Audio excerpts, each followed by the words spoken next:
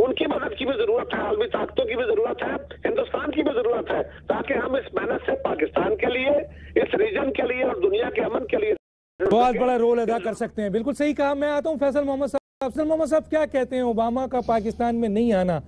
लोग कहते हैं कि ये पाकिस्तान की एक बात बता, ये आपने जो सवाल किया था जावेद भाई की बात से, देखिए उनसे हम इनकार नहीं कर सकते कि वो बात बिल्कुल सही। हम ये नहीं कहते कि वो उनको पाकिस्तान को सिफारती तौर पर, देखिए मसला ये है कि जैसे हिंदुस्तान हमारे खिलाफ जो डिप्लोमेसी करता है, हमको उसी तरीके से मीट करना चाहिए। मैं अभी आपको बता दूं कि जुम्मे के दिन सुबह 10 बजे अमेरिकन अमूर खारजा की कमेटी के चेयरमैन है सेनेटर एलेड जावे, जिन्होंने जुम्मे को सुबह 10 बजे जॉन कैरी को एक खत लिखा है और वो खत उनको हवाले किया और उसमें कहा गया है कि हिंदुस्तान पाकिस्तान के अंदर जो है, पाकिस्तान जो है हिंदुस्तान में दहशतगर्दी कर रहा है और अमेरिका जो है पाकिस्तान के साथ हिंदुस्तान को तमाम मामला तय करने के लिए इस मामले को उठाए।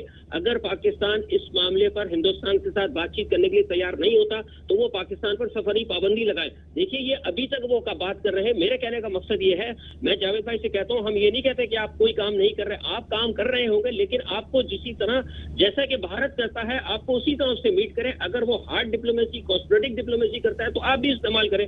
आपकी डिप्लोमेसी कहां सो रही है? ठीक है, मैं आता हूं इकराम सहगल साहब के पास। अमेरिका अमूर खारजा की जी, इकराम सहगल साहब, आखिरी जुमला है, क्या कहेंगे आप इस पे? मैं जी बोलूँगा इनको कि कायरा साहब को याद करना चाहिए कि मैक्सिमम डैमेज जो पाकिस्तान को किया गया है वो इनके सफ़ीर थे वहाँ पर, उनका नाम था हुसैन अक्कानी। उसने ठीक ठाक पाकिस्तान को डैमेज किया था। वो पीपीपी गवर्नमेंट के सफ़ीर थे।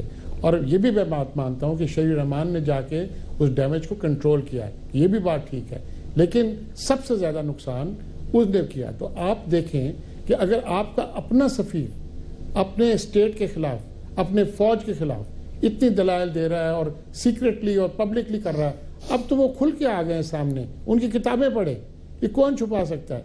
देखिए ये बात, दूसरी बात है कि हम आइसोलेट हो गए, नहीं लेट, मगर बात यह है कि जब तक फौज ने सामने आके खुल के नहीं बातें की सफ़ीरों से और फिर जाके उनके बवर्गों से, रहील शरीफ स्टेट्स गए दिसंबर में, नवंबर के एंड में, उसके बाद यूके गए जनवरी में, फिर चीन गए, जब उनने बात की तो इनकी टोन बदलने शुरू हुई। और जब जॉन कैरी साहब आए, ये बात ठीक है कि उस वक्त सरताजी साहब ने उनको क्लियर कट उनको लिखवाया ये बात कि ये बात है।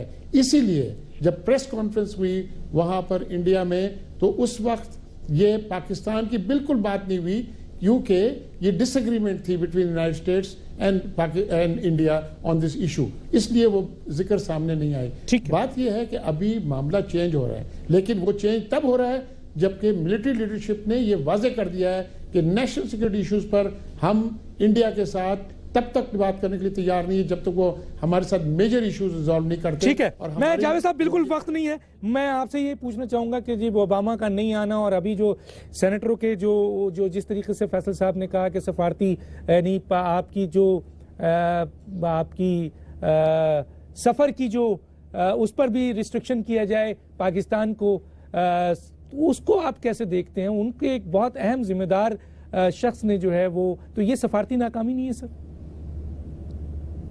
देखें डॉक्टर साहब, पहली बात तो मैं वाज़ह कर दूं कि कश्मीर इशू पर prime minister of Pakistan Mohammad Nawaz Sharif America समेत इंडिया पर वाज़ह कर चुके हैं कि इस मसले के हल के बगैर इस खित्ते में सफरी पाबंदी की बात हुई।